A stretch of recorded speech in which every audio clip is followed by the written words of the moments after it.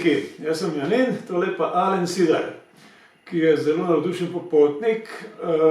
Že 20 let si bil star, ki si začel potovati in si že marsikaj predelal, kot vidimo na tem zemljevidu. Si pa sicer iz Slovenj Gradca, po poklicu pa difovec. Ja, športni pedagog po poklicu, vendar ne delam nič več v tej smeri. Ne več, zdaj se boš kar med vodiče spravil. Ja, Oziroma vodnike se reče pravilno. Kako si pa začel potovati? Začel sem potovati tako, da me od nekdaj sta me zanimala zgodovina pa geografija. Kot mali vedno raziskoval po Google Mapsu, tako knjige. A si imel kakšno priljubljeno obdobje zgodovine? Ja, 20. stoletje mi je bilo vedno ta glavno, mislim, najbolj zanimivo, ne? Pa tudi odprej, ampak v bistvu še zdaj mi pač predvsem 20. stoletje. Hitler po Stalin. Ja, druga svetovna, ja, pa tudi zdaj, mislim, me tudi zanima, kar se je nedavno dogajalo pri nas, ne? Zadnja leta spremljam, kaj se je na Balkanu, ne? Pa mi smo odraščali noben nam ni zares povedal, kaj se je na Balkanu dogajalo, ne? Zdaj pa vidimo, da, mislim, da sem videl, da v bistvu bilo toliko stvari še odzadaj, da je dolga zgodba, ampak nima veze, ja. Lahko poznamo eno par urno oddajo. Ja, no, v glavnem, Safari Sarajevo je bilo popularno. Ja, sem tudi gledal, ne bom nazaj, ja. No, v glavnem, ja, kako sem začel potovati. Najprej si šel starši, verjetno? Ne, prej sem šel starši, ja, to so mi tudi starši dali malo te žilice, oziroma smo šli skupaj na Mauritius, to je bilo prvo tako daljše potovanje. Pol pa smo šli še z avtodomom po Skandinaviji do Nordkapa, 9000 km. Potem je že familija taka. Ja, pol je že familija taka.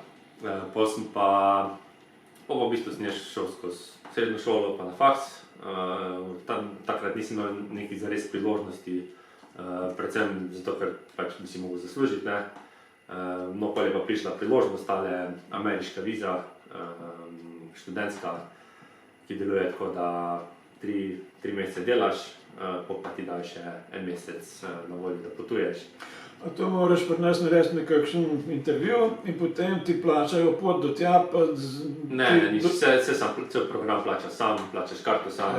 Ja, pol si pa v bistvu pokriješ tam z delom cel ta strošek potovanja.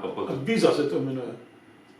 Mislim, viza, posebna viza ameriška, ja, ne, ampak prek slovenske agencije. Delovna študentska viza, ampak prek slovenske agencije se pa to naredi, ja. V mojih časih je bilo drugače. Takrat je bil Camp America, ki ti je plačal pot, pa moral si delati toliko in toliko časa in so ti plačali, pa še par tednov so ti dali frej potem. Ja, to je... Ampak podobna zadeva. To je neka zelo podobna zadeva. Ne, ampak je bilo super, ne, mislim, tja jaz nisem šel zato, da bi nekaj zaslužil, ne, ampak v bistvu vse, kar sem porabil, je šlo za tisto potovanje, tudi ko sem nazaj prišel, je nekaj malega mi ostalo, ker sem šel.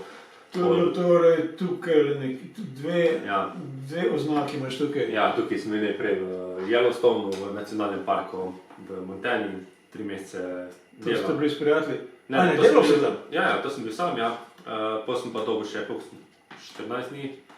14 dni sem pa pol še tukaj izkoristil za potovanje po teh nacionalnih parkih po Zahodnji Ameriki. A zaslužil si na uro, na mesec, na teden, na kako? Zaslužil sem na uro, takrat je bilo $9 na uro. Več kot pri nas. Ja, mislim, da takrat je bilo super, ne. Mislim, takrat pri nas je bilo 4 evre študentska podstavka, pa še to ne vem čas. Pa delal si pa koliko ur na dan? 8-9 ur na dan, ne. Pa pač 3 mesece v bistvu se naberemo za tisti čas, kolikor bilo kar... Tam kakšnih $70-80 na dan, recimo. Nekaj tam, ja. In pa, mislim, je bilo super, ne, pa sem res lahko šel na neko potovanje, ne, pa nisem rabil denar gledati, ne. Pa da sem res videl tiste nacionalne parke. No, to je bilo tisto prvo potovanje, moje tako daljše, pa sem šel spet. Torej, 2 delovni mesti si imel v Ameriki? Ali eno? To je bilo prvič. To ni eno potovanje? To je eno potovanje, ja. Jaz sem prvo letel tukaj sem 3 mesece, potem sem pa letel v Las Vegas, potem sem pa tukaj prepotoval okrog. Delal si pa tam gor na severnem? Ja. Spod si pa za svojo dušo potoval? Ja. Aha, okej. Čakaj, kjerega leta je bilo to v Ameriki praviš? To je bilo 2015. Aha, je bilo že 10 let od tega. Ja. In tvoja prva taka dramatična izkušnja v življenju? Ja.